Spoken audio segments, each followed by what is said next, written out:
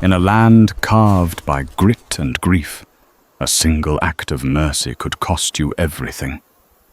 This isn't a story about cowboys and gunfights. It's about a choice that ignited a war. A lone widow, haunted by her own ghosts, finds a dying Comanche boy, the son of her sworn enemy. She could leave him to the vultures saving her own skin. Instead, she carries him into her home, barring the door against a hostile world. For 3 days, she is his sanctuary. On the 3rd day, his father, a man who commands 1,000 warriors, comes to find him. This is the story of how one woman's compassion brought an army to her doorstep, and how that army did the last thing anyone expected.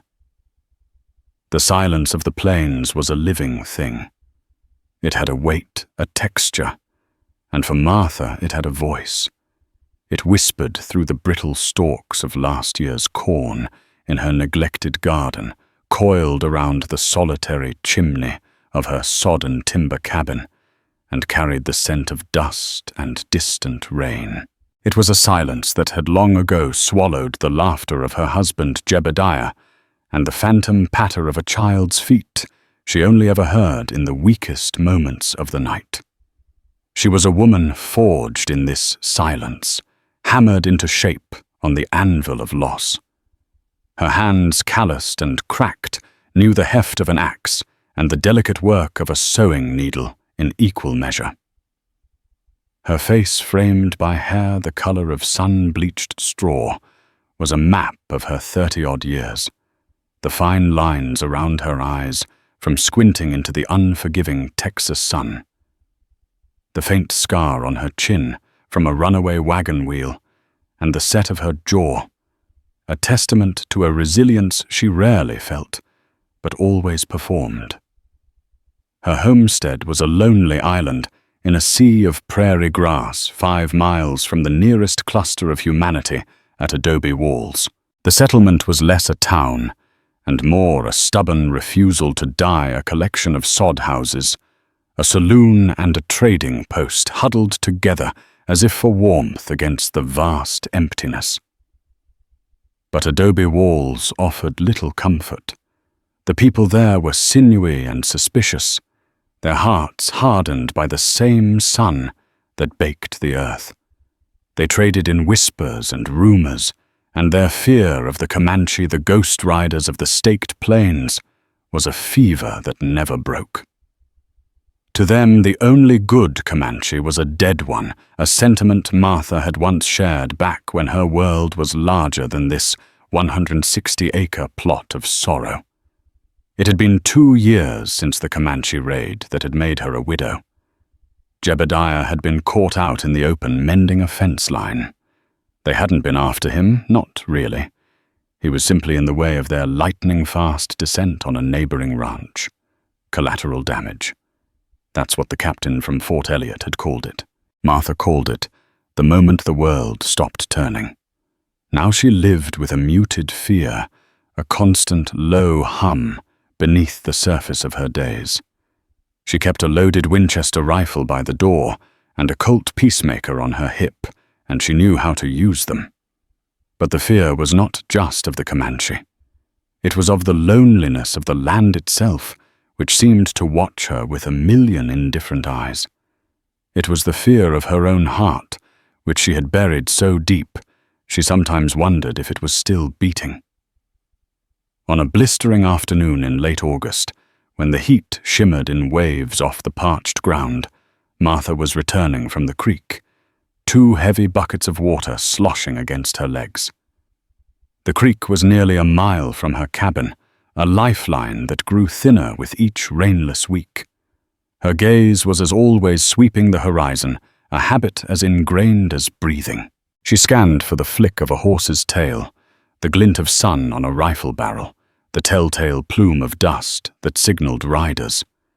She saw it first as a smudge of darkness against the umber earth, a stain that didn't belong. Not a rock, not a bush. It was slumped near a cluster of mesquite trees, a place she knew well, because a lone hawk often used the tallest branch as a hunting perch. She paused, her heart giving a painful lurch. It could be a calf dead from thirst. It could be a coyote. Or it could be something else. Setting the buckets down, she wiped her sweaty palms on her canvas skirt and unholstered the Colt. The weight of it in her hand was a small, cold comfort. She moved forward slowly, her boots crunching on the dry soil. The silence seemed to deepen, holding its breath. As she drew closer, the shape resolved itself. It was human. A boy. His clothes were little more than tattered buckskin, and his skin was the rich copper brown of the people the Comanche. He was lying face down, one arm flung out, as if reaching for something. His hair, long and black, was matted with dirt and something dark and sticky. Martha's first instinct was pure, unadulterated fear. A cold dread washed over her, chilling the sweat on her skin. A Comanche. Here. On her land. Was it a trap? Were there others watching from the tall grass, their arrows knocked, their faces painted for war? She crouched low, her eyes darting everywhere, her ears straining against the oppressive silence. She saw nothing, heard nothing but the thumping of her own blood. Slowly she circled the boy, the Colt held steady in both hands. He was young, no more than 10 or 11 summers. His back was a landscape of pain.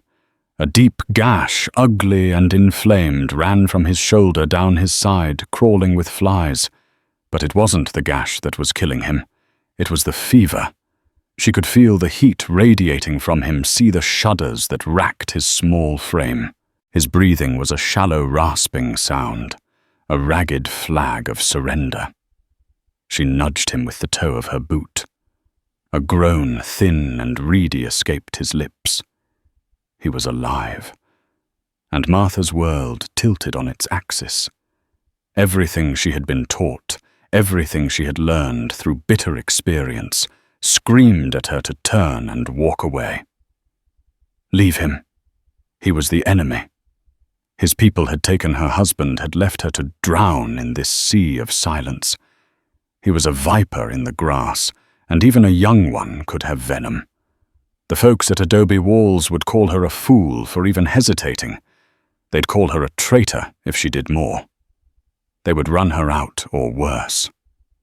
The fear was a physical thing, a hand squeezing her throat. She looked at the boy again, at the way his small hand was clenched in the dirt, at the faint, almost imperceptible tremor of his eyelids. He wasn't a warrior. He wasn't a faceless demon from the plains. He was a child, a dying child. And in that moment, the ghost of another child, the one she had lost to a fever 3 winters ago before they even had a chance to name him, rose from its shallow grave in her memory. That loss had been a quiet, creeping thief, unlike the violent robbery of Jebediah's death. But it had hollowed her out just the same. She remembered the feeling of helpless desperation as she had bathed her own baby's brow, the tiny rasping breaths that had echoed in her cabin until they had faded into the final terrible silence. She was looking at a ghost, and she couldn't turn her back. Damn it all to hell, she whispered the words, a harsh crack in the stillness. The curse was not for the boy, but for the choice that had been laid at her feet, for the sudden unwelcome resurrection of her own heart. Holstering the Colt, she knelt down. The smell of infection and fever was strong. Gently she worked her arms under the boy. He was light, frighteningly so, all sharp angles and burning skin. He moaned again as she lifted him, a sound of pure misery that cut through the layers of her fear and anger. The walk back to the cabin was the longest mile of her life. Every rustle of the grass, every shadow that danced at the edge of her vision was a warrior with a lance. She imagined eyes watching her, condemning her, the eyes of her white neighbors and the eyes of the boy's people. She was caught in the middle, a traitor to both sides. She kicked the cabin door open and carried him inside the sudden cool dimness, a relief from the glaring sun.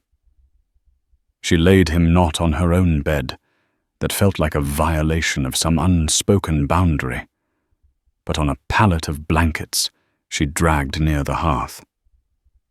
For a long moment, she just stood over him, her chest heaving, the magnitude of what she had done crashing down on her. She had brought the enemy into her home. She had invited the war into her fortress of solitude. With a deep, shuddering breath, she pushed the fear down. There was no turning back now. She had made her choice, and consequences be damned. She moved to the stove, her actions becoming brisk and purposeful. She stoked the fire not for warmth, but to heat water. She pulled out her box of medical supplies, a meager collection of carbolic acid bandages and herbal salves. As she began to clean the boy's wound, he stirred, his eyes fluttering open. They were dark, fathomless pools of pain and confusion.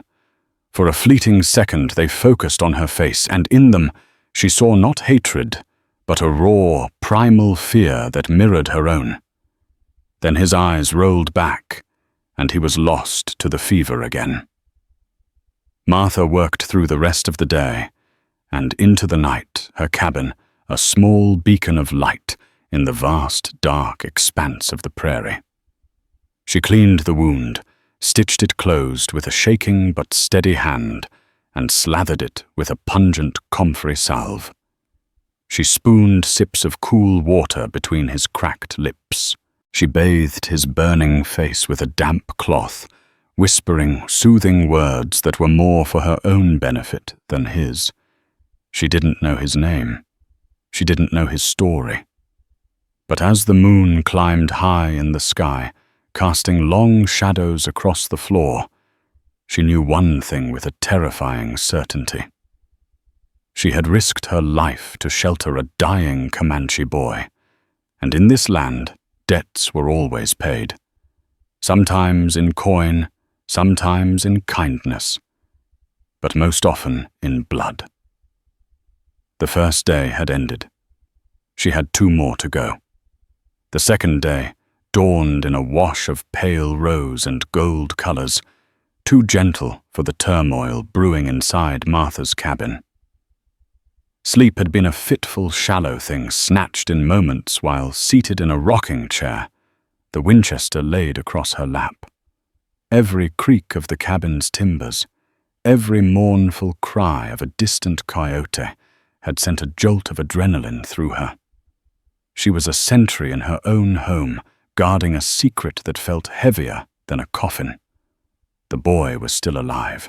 His breathing remained a shallow, labored affair, but the violent shudders had subsided into a constant, low-grade tremor. The fever still clung to him, a dry, baking heat that seemed to draw the very moisture from the air. Martha had spent the night forcing sips of willow bark tea, a bitter brew for fever, between his lips. Most of it had dribbled down his chin, but some, she prayed, had gone down. His delirium brought with it a stream of low, guttural words in a language she didn't understand. They were fragments of sound, laced with pain and a deep, sonorous sorrow. At times his hands would clench and unclench his fingers, grasping at the rough, spun blanket, as if trying to hold onto a fading dream. In those moments he was not the spectre of a feared people, but simply a boy lost in a nightmare. It was during one of these fevered ramblings that a single word repeated with a desperate clarity broke through the alien cadence. "Tsatanka." He said it, twice the syllables sharp and clear, followed by a soft whimper that tore at something deep inside Martha. It sounded like a name, a plea perhaps to a father or a spirit. The sound of it hung in the quiet cabin, imbued with a power she could feel but not comprehend. Tsatanka. She tucked the name away in her mind, a small, hard piece of a puzzle she was terrified to solve. Her world had shrunk to the four walls of her cabin. The sprawling plains, the endless sky, the very concept of a world beyond her door, seemed to exist in another lifetime. Her focus was a pinpoint, centered on the rise and fall of the boy's chest. She moved with a quiet efficiency, tending to his needs. She redressed the wound, which was red and angry, but not yet seeping the telltale poison of gangrene. She managed to get a few spoonfuls of thin broth into him, a minor victory that felt monumental. During a moment of lucidity in the late afternoon, his eyes opened and fixed on her. The fear was still there, but it was blunted by exhaustion. He watched as she stirred the broth over the fire, his gaze tracking her movements. Martha felt that gaze like a physical touch. She turned slowly, holding the spoon. She didn't smile. A smile felt like a lie. Instead, she gave him a small, almost imperceptible nod. It was a gesture of acknowledgement, a simple statement. I am here. I am not hurting you. The boy's eyes held hers for a long moment. Then, with what seemed like a colossal effort, he gave a slow, stiff nod in return. It was the first bridge across the chasm that separated their worlds, a fragile truce declared in silence. He didn't speak again, slipping back into the fever's embrace. But something had shifted. The air in the cabin, thick with fear and suspicion, seemed to thin just a little. The outside world, however, had not forgotten her. Trouble arrived in the form of Reverend Miller. He was a man whose piety was as thin as his frame, a circuit preacher who dealt in fire and brimstone. His sermons always circling back to the sins of the flesh and the savagery of the red man. He considered himself the moral compass of adobe walls, and he made it his business to know everyone else's. He rode a sway-backed mule and carried a Bible that looked as if it had been used to beat sinners rather than enlighten them. Martha saw him coming from a mile off, a black-clad stick figure bobbing across the prairie. Panic seized her. She couldn't send him away. That would be an admission of guilt in itself. But letting him in, her mind raced. She threw a heavy quilt over the sleeping boy, tucking it in so it looked like a simple pile of bedding. It was a flimsy deception, but it was all she had. She checked the colt on her hip, smoothed her apron, and schooled her features into a mask of weary neutrality. She opened the door just as he was raising a hand to knock, hoping to keep him on the threshold. "Reverend," she said, her voice tight. "What brings you out this way, Martha?" He intoned, his eyes small and sharp like a hawk's, scanning the dim interior of her cabin past her shoulder. "The Lord laid a concern for your solitary soul upon my heart, and your neighbor Mr. Abernathy mentioned he hadn't seen smoke from your chimney this morning. In these perilous times, a body has to check." It was a lie, and she knew it. Abernathy was a nosy gossip who probably spent his days peering at her homestead through a spyglass. "I'm fine, Reverend. Just tired." "Are you now?" He pushed gently but firmly past her, stepping inside before she could protest. His nostrils flared as if sniffing out sin. "It seems close in here, Martha. Stifling." His eyes roamed the room and settled on the pallet of blankets near the hearth. Expecting company, mending quilts, she lied, her heart hammering against her ribs. "The winter will be on us before we know it." The Reverend walked closer to the pallet, a sanctimonious frown on his face. And then the worst possible thing happened. A low groan came from beneath the quilt, followed by a single, fever-muffled word. Tatanka. The sound was faint, but in the tense silence of the cabin, it was as loud as a gunshot. Reverend Miller froze. His head snapped towards the sound, and then his gaze shot to Martha's face. The suspicion in his eyes hardened into a horrified certainty. He took a step back, his hand flying to the tarnished silver cross around his neck. "What abomination is this?" He hissed, his voice trembling with a mixture of fear and righteous fury. "What have you done, woman?" Before Martha could speak, he lunged forward and ripped the quilt away. The boy lay exposed, his copper skin gleaming with sweat, his face etched with pain. He looked small and terribly vulnerable. The Reverend recoiled as if he'd seen a rattlesnake. A heathen savage. "In your home, have you lost your senses? This is treason. You are inviting the devil himself to our doorstep." "He's a child," Reverend Martha said, her own voice low and shaking, but with an iron core she hadn't known it possessed. "He was dying. I couldn't just leave him." "He is the devil's spawn," Miller shrieked, his composure shattering completely. "His kind murdered your husband. They burn our homes and steal our children. And you give one of them shelter. You are as damned as he is." He backed away toward the door, his face a mask of revulsion. The good people of Adobe Walls will hear of this.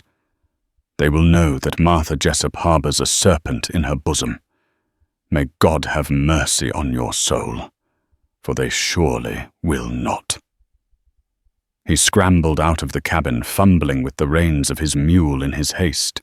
Martha watched him go, her body rigid, her breath locked in her chest. She stood there listening until the frantic clip-clop of the mule's hooves faded into the ever-present wind. The silence that descended was different now. It was no longer the silence of solitude. It was the silence of the condemned. She sank into the rocking chair, the Winchester feeling cold and heavy on her lap. She had not invited the war in. It had kicked her door down. The secret was out.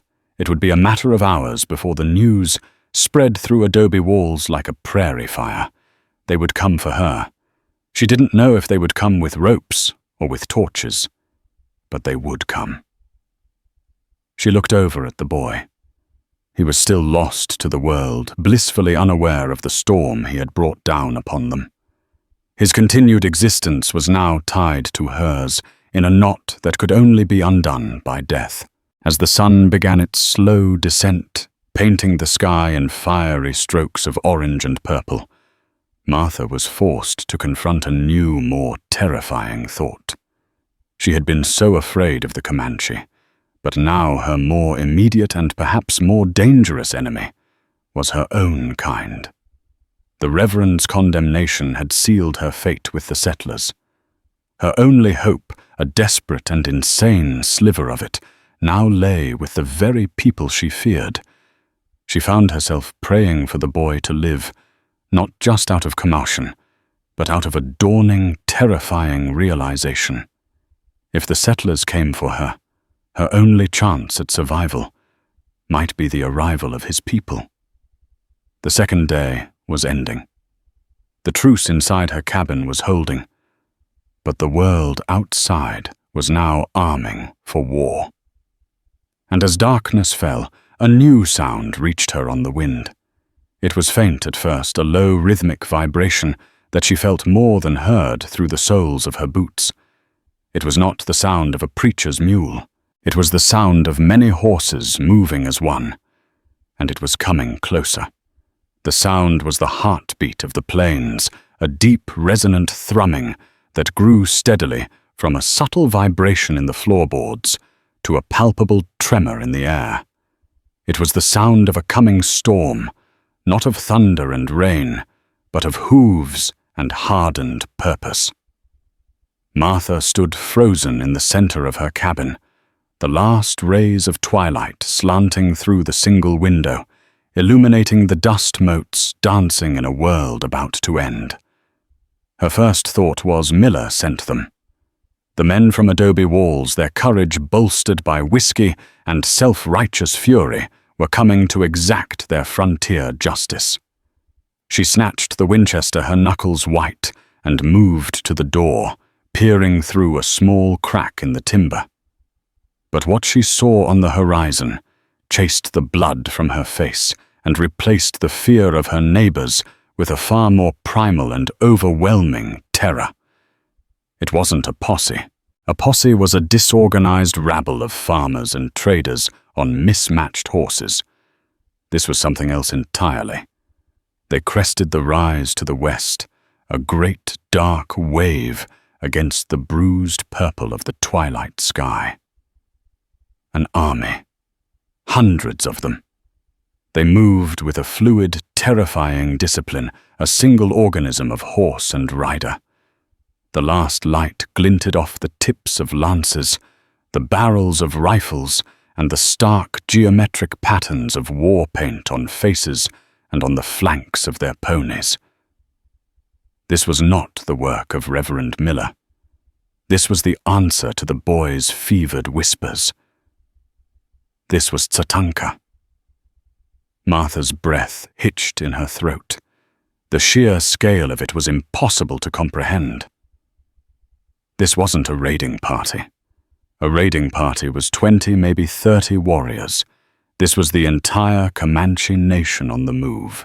What kind of a boy lay on her floor that his absence could command such a force? She slammed the door shut and threw the heavy bar across it, a futile gesture against the coming tide. Her mind, which had been a whirlwind of fear, went unnaturally calm. It was the calm of the rabbit in the shadow of the hawk, the moment after the chase, when fate is no longer a question. There was no escape, no place to run, no place to hide. Her 160-acre plot of land was about to become the center of the world.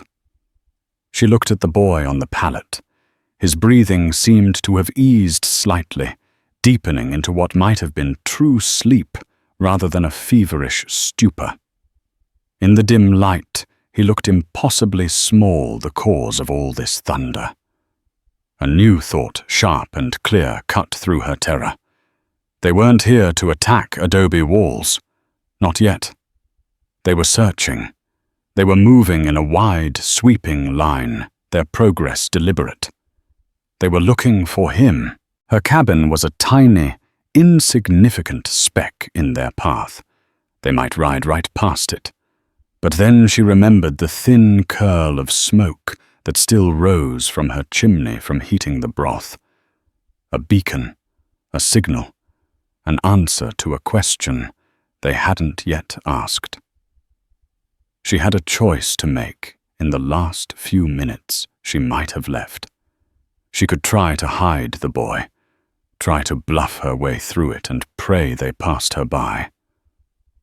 Or she could face them. The first option felt like cowardice, a betrayal of the monumental risk she had already taken. The second felt like suicide. She walked to the hearth and looked down at the child. His face, relaxed in sleep, had lost some of the taut lines of pain. She had stitched his wound. She had cooled his fever. She had given him water and broth. She had not been his enemy. She had been his sanctuary. That was the only truth she had to stand on. It would have to be enough. With a resolve that came from a place beyond fear, she made her decision. She unbarred the door. She took a deep breath of the cool evening air, now thick with the scent of horses and dust and the electricity of the coming confrontation. She left the Winchester rifle leaning against the wall inside. To face them armed would be a challenge, an admission of hostility. She would meet them with empty hands. The Colt peacemaker, however, remained on her hip. Some things a woman on the frontier simply did not do, and relinquishing her last line of defense was one of them. She stepped out onto her small porch, her calico dress seeming flimsy and absurd against the backdrop of the grim force assembling before her. The rhythmic drumming of hooves slowed, and then stopped the silence that fell as sudden and shocking as a physical blow. They had seen her. They formed a great, silent crescent around her homestead, their ponies shuffling and blowing softly in the fading light. They were close enough now for her to see the details, the eagle feathers in their hair, the intricate beadwork on their moccasins and leggings, the impassive, unreadable expressions on their faces. They were not the wild, screaming savages of frontier nightmares. They were warriors composed and patient, their stillness more intimidating than any war cry. From the center of the line, one rider emerged. He was a man who seemed to command the space around him, drawing all light and attention to himself. He was tall for a Comanche with broad shoulders and a face that looked as if it were carved from granite. Twin streaks of black and white paint slashed across his high cheekbones. A full bonnet of eagle feathers flowed down his back, but it was his eyes that held Martha captive. They were dark and piercing, filled with an ancient, weary sorrow and a ferocious, unyielding power. He rode a magnificent black war pony that was as restless and potent as its master. He reined in his horse 20 yards from her porch, the rest of the warriors holding their position, a silent, menacing jury. This was him. This had to be Tatanka. He did not speak. He simply watched her, his gaze sweeping over her, taking in the worn dress, the homestead, the open door behind her. It was a gaze that stripped away all pretense, that seemed to see the fear and the defiance warring within her. Martha's heart felt like a trapped bird beating against her ribs, but she held his gaze. She would not look away. She had come this far. To show fear now would be to invalidate the courage that had brought her to this moment. The silence stretched thin and taut, ready to snap. The world seemed to hold its breath. The fate of adobe walls, the future of the entire territory and her own small, stubborn life, all hung suspended in the space between the lone woman on the porch and the silent chief on his black horse. Then he spoke. His voice was deep and resonant, a rumble that seemed to come from the earth itself. He spoke one word in his own tongue. It was not a question. It was a demand, a statement of ownership. Even without understanding the language, Martha knew what he had said. He was naming his son. Slowly, deliberately, Martha gave a single nod. She stepped back from the edge of the porch and gestured with one open hand toward the dark doorway of her cabin. It was an invitation, an admission, a surrender to the path she had chosen 3 days ago. The chief Tatanka dismounted. He handed the reins of his war pony to a warrior beside him and began to walk toward the cabin. He moved with a long, unhurried stride, his moccasins making no sound on the hard, packed earth. He was not walking like a man expecting a fight. He was walking like a father coming home. And as he stepped across her threshold, disappearing into the shadows of the cabin, the 3-day vigil ended, and the reckoning began. The moment Tatanka crossed the threshold, the small cabin seemed to shrink, overwhelmed by his presence. He filled the space not just with his physical size, but with an aura of command and profound grief that was almost suffocating. The air grew thick and heavy. Martha remained on the porch, her back rigid, feeling the collective gaze of 1,000 warriors upon her. She was giving the chief this moment with his son, a sliver of privacy in a world that had become a stage. The silence from within the cabin was absolute. A minute stretched into 5, each second a lifetime. Martha could hear her own blood roaring in her ears.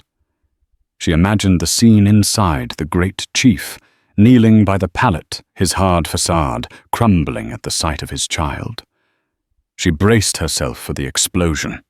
A roar of rage at seeing his son wounded, a cry of anguish if the boy had succumbed. She expected the chief to burst back out his face, a mask of vengeance, to point an accusing finger and pronounce her doom. Instead, the silence held. It was a silence that was not empty, but filled with an unspoken, intense emotion. Curiosity and fear began to war with the stoic patience of the warriors behind her. A few horses shuffled restlessly. A low murmur rippled through the ranks, quickly silenced by a sharp glance from a sub-chief. Finally, Tatanka reappeared in the doorway. His face was unreadable in the deep twilight, a silhouette against the faint lamplight within. He stood there for a moment, looking not at Martha but out at his assembled warriors. Then he turned his head, and his piercing eyes found hers. He beckoned her forward with a slight, deliberate movement of his head. Her legs felt like lead as she stepped off the porch and walked toward him. This was it. The judgment. She stopped a few feet before him, her hands clasped at her waist to still their trembling. She lifted her chin, ready to meet her fate. Tatanka looked down at her, and in the faint light, she saw that the granite hardness in his eyes had changed. The sorrow was still there, deeper than any ocean. But it was now mingled with something else, a profound, unnerving confusion. He spoke his voice low, not with the resonant boom from before, but with a quiet intensity. He gestured toward the boy inside. "He lives," Tatanka said. The words were English, rough accented, but clear. It was not a question. It was a statement of disbelief. Martha found her voice, though it came out as a dry whisper. The fever was high. The wound was deep. "But he lives." Tatanka's gaze bored into her. "The wound. It is stitched, like the work of a white sawbones." He gestured again. "There is medicine scent in the air." "You did this, I did," she said, her voice gaining a fraction of its strength. He took a step closer, and Martha had to fight the instinct to recoil. He was close enough now that she could see the exhaustion etched around his eyes, the dust caked in the lines of his face. He was not a spirit of vengeance. He was a father who had been pushed to the edge of endurance. Why he asked the single word laden with the weight of 1,000 questions. Why would you, a white woman, an enemy, do this? Why risk the wrath of your people?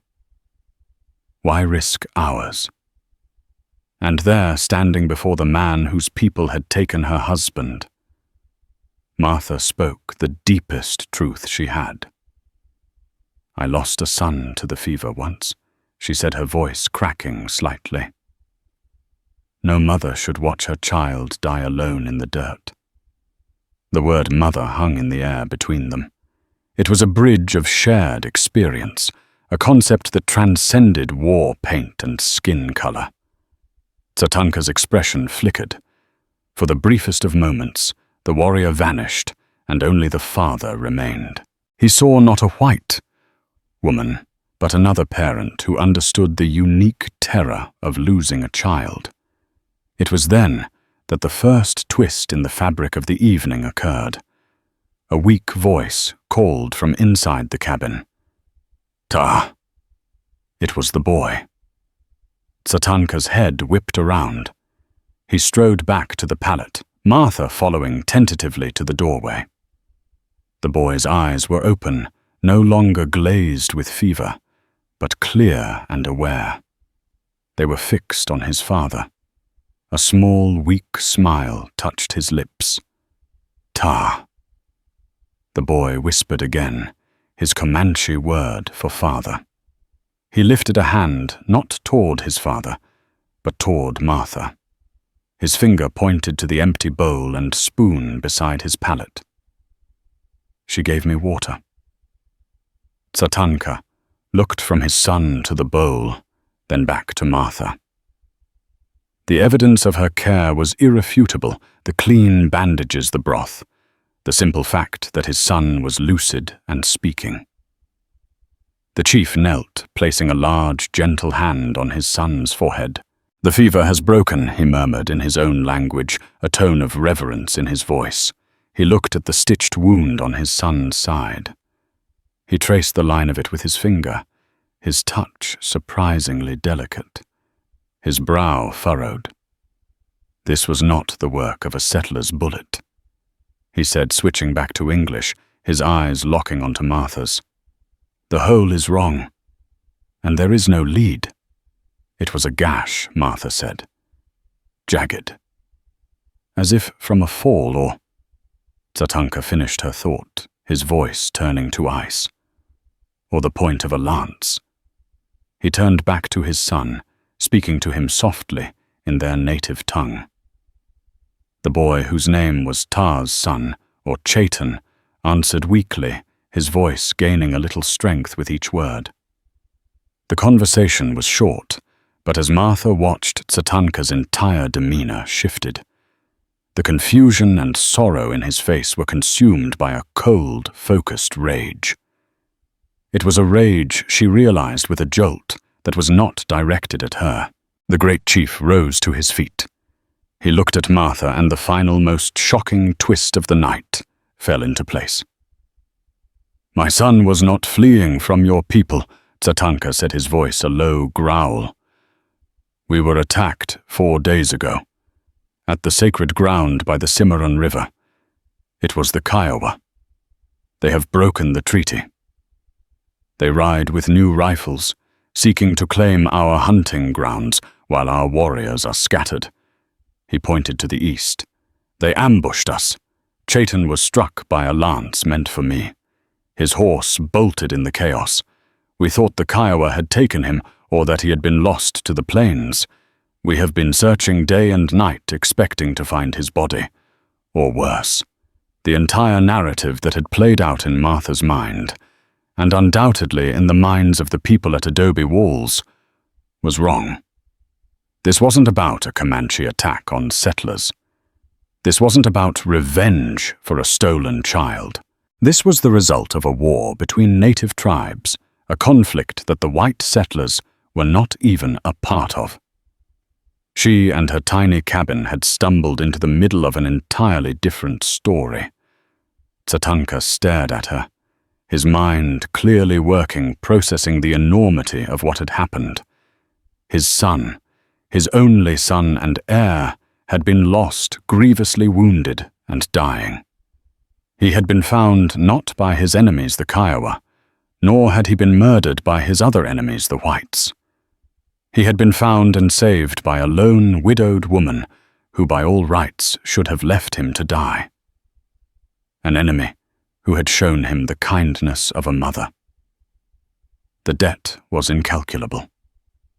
"You have done a thing," Tatanka said slowly, the words heavy with meaning that will be sung by our storytellers when the mountains have turned to dust.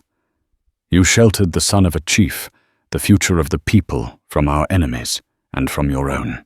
He turned and strode out of the cabin back into the full view of his waiting army. He raised his hand, and a warrior brought him a long, beautifully crafted ceremonial lance from which hung a shield decorated with the symbol of a charging iron-horned buffalo. He walked not toward his horse, but back to Martha's porch. He held the lance out to her. "This is my totem," he said, his voice ringing out for all to hear. "The iron buffalo. Where this stands, that ground is mine. The people on it are my people. No Kiowa will dare pass it, and no white man from that place he nodded grimly toward adobe walls will bring you harm. An insult to you is an insult to me. They will learn this. Quickly. He was not offering her a gift. He was declaring her a part of his territory, a subject under his personal, terrifying protection. He drove the base of the lance into the hard, packed earth at the corner of her porch. It stood tall and defiant, the shield glinting in the moonlight, a stark and powerful symbol of a new and dangerous alliance. He had not brought an army to destroy her. He had brought an army to thank her in the only way a Comanche war chief knew how, and in doing so he had saved her from one enemy, only to place her squarely in the crosshairs of another. Her life was no longer her own. It belonged to the Iron Buffalo. The Comanche did not linger. Their purpose had been fulfilled, their lost treasure found. A medicine man was summoned from the ranks, a wizened old man with eyes that seemed to see through flesh and bone. He entered the cabin, shared a quiet exchange with Tatanka, and examined Chaitan's wound, nodding with what looked like professional approval at Martha's stitching. A travois was constructed, a simple but effective litter, dragged between two horses, padded with thick buffalo robes for the chief's son. Chaitan, conscious and alert, was carried out by two powerful warriors. As they passed Martha, the boy's dark eyes found hers. He said nothing, but he gave her the same slow, deliberate nod he had given her the day before. It was a gesture of respect, a confirmation of the bond that had been forged in fever and silence. Tatanka mounted his black war pony. The army, which had been a silent, menacing wave, became a fluid river of men and horses, parting to let the travois into its protected center. Before he turned to leave, the chief looked back at Martha one last time. She stood alone on her porch, a small, solitary figure next to the imposing lance that now claimed her home. "The debt is not paid." Tatanka called out, his voice carrying across the now empty prairie. "It can never be paid, but my word is law. You are Tatanka Tahne, the friend of Iron Buffalo. Live in peace." With that, he wheeled his horse and melted into the darkness with his warriors, their departure as swift and silent as their arrival. The rhythmic drumming of hooves faded once more, leaving behind a silence that was profoundly different from the one Martha had known before. The old silence had been born of loneliness and grief. This new silence was heavy with the weight of obligation and the chilling reality of her new status. She was no longer just Martha Jessup, the widow. She was a protected entity, a piece of Comanche territory, set adrift in a sea of white settlement. The lance was a shield, but it was also a target. The dawn brought the inevitable. A thick plume of dust rose from the direction of adobe walls. This time it was a posse, led by Reverend Miller, perched atop his mule like a black-robed vulture and flanked by a dozen grim-faced men, including her neighbor Abernathy. They rode with a grim determination. They were armed with rifles, shotguns, and a palpable sense of righteous fury. They stopped 50 yards from her cabin, their horses skittish, their eyes wide. They were not looking at her. They were staring at the Comanche lance.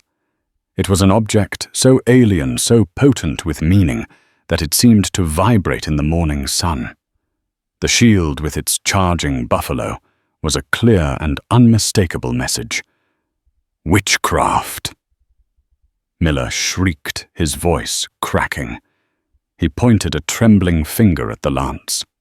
"She has made a pact with the savages. That is a mark of the devil. It's a Comanche war lance."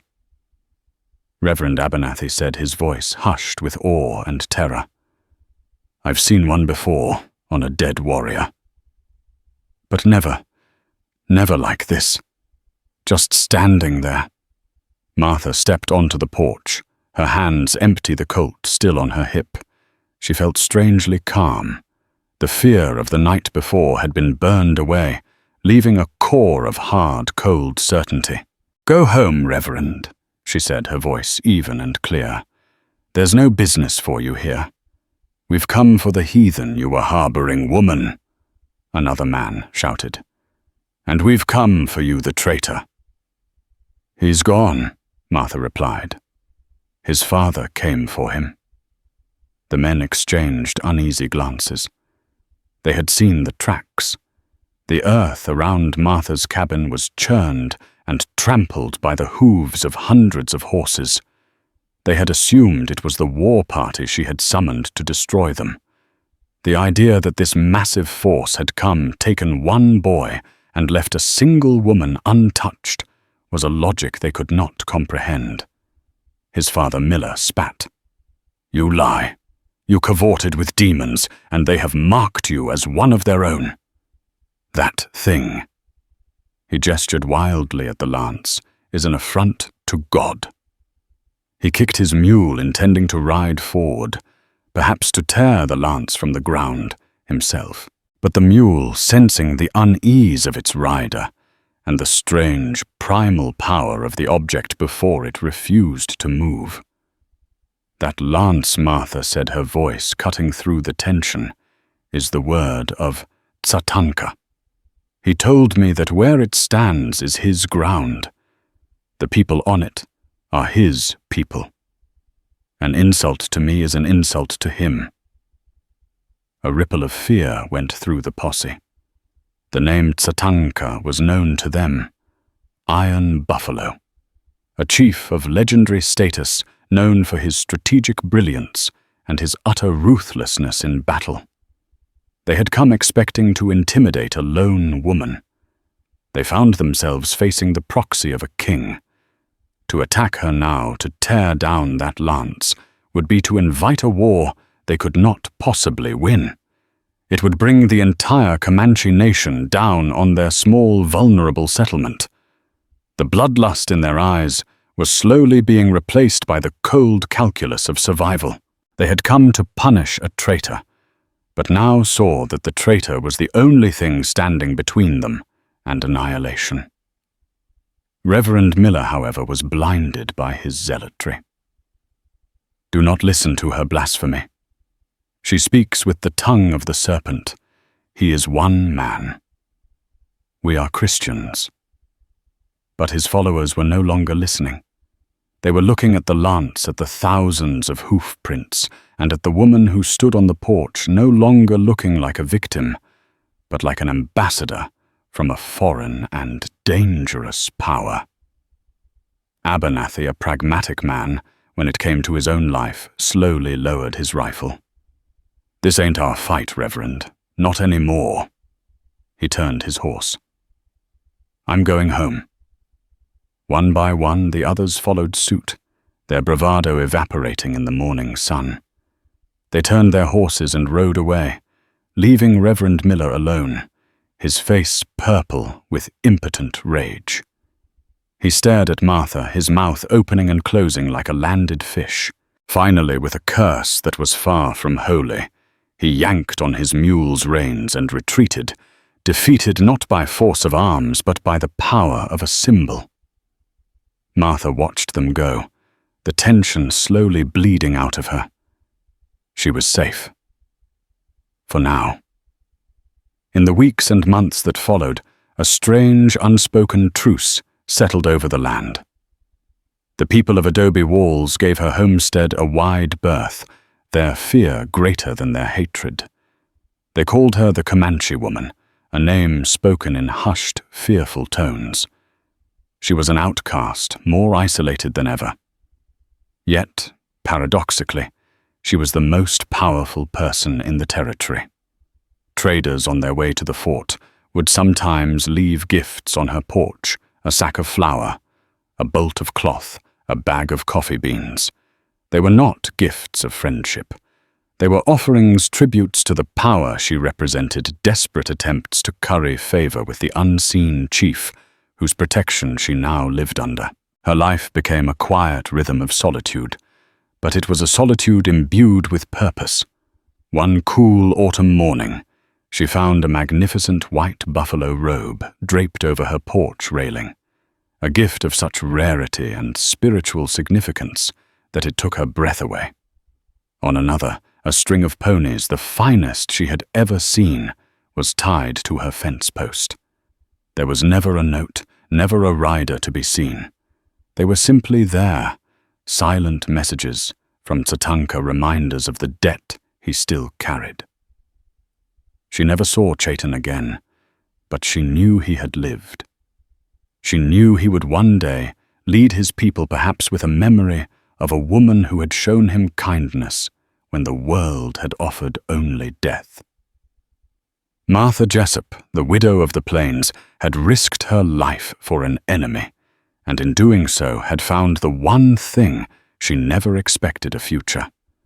It was not the future she would have chosen, filled with a quiet peace and the ghosts of her own family. It was a stark, dangerous, and lonely existence, living as a bridge between two warring worlds. But as she stood on her porch, looking out at the vast, silent prairie, with the iron buffalo's lance standing guard, she knew she was no longer just a survivor. She was a queen in a kingdom of one, her crown a Comanche lance, her reign a testament to a single impossible act of mercy. Her heart, which she had long thought buried, was beating strong and steady, a quiet drum in the heart of the Wild West. So ends the story of Martha Jessup and the Iron Buffalo's son. It's a testament to the fact that in the heart of the brutal, unforgiving West, the most powerful force wasn't a bullet or a blade, but a single act of radical compassion. Martha's choice didn't just save a boy's life. It rewrote the rules of survival for everyone, turning an enemy into a protector and transforming her from an outcast into a legend. Her story reminds us that our choices have ripples we can't foresee, and that true courage is often found not in facing down an army, but in opening your door to a single dying soul.